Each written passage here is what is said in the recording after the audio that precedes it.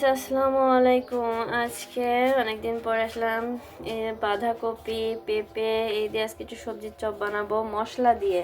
আজ মশলা দিয়ে সবজির চপ বানাবো। এখানে দেখেন আদা জিরে রসুন আর পেঁয়াজ কুচি আর ঝাল কুচি দিচ্ছি, তার ভিতরে একটু হলুদ দিব, এরপরে একটু ঝাল গুঁড়া দিচ্ছি, শুকনো ঝালের গুঁড়া। এটা কিন্তু আমি বাসায় আমরা গুঁড়া করে নিয়েছি। আর তার সাথে এখানে বেসন চালের গুঁড়া সব মিক্সড করা একসাথে দিয়ে নিচ্ছি। দিয়ে আমি এই যে এভাবে আমি মশলাটা আর ঝাল পেস্টটা একটু চটকাই নেব।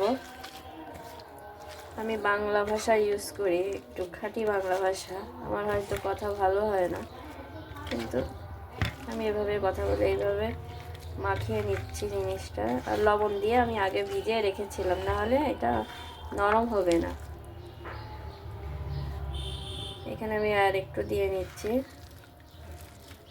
এর মধ্যে ময়দাও দিতে পারেন। চালের গুঁড়া দিচ্ছি, বেসন দিয়েছি, চালের গুঁড়া দিয়েছি। এই দিয়ে এখন এভাবে মাখিয়ে ফেলবো। তারপরে আমি একটু শেপের আকারে করে ভাজবো।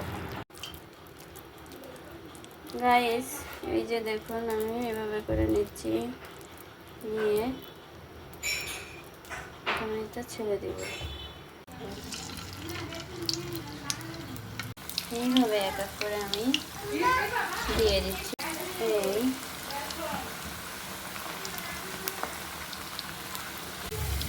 গাইস এই দেখুন একটু জাল দিয়েছিলাম যাতে একটু তাড়াতাড়ি হয়, তারপরও এই যে অল্প জালে দিলে ভালো হয়। হয়ে গেছে।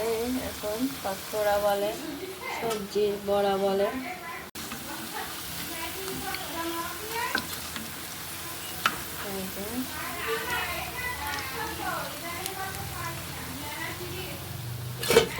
এরকম হয়ে গেছে। তৈরি করে ফেললাম সবজির বড়া বা পাকোড়া আজকে। এরপরে এখন দিচ্ছি বেগুনি।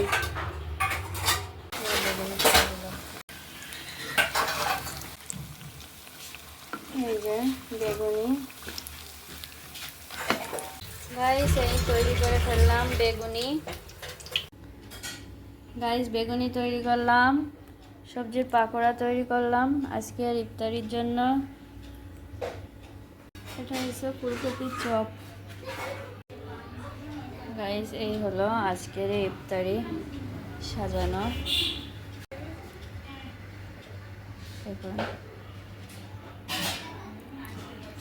এই যদি আপনাদের সাজানো ভালো লেগে থাকে তাহলে বেশি বেশি করে একটা সাবস্ক্রাইব করে দিন, লাইক করেন, শেয়ার করেন। ধন্যবাদ।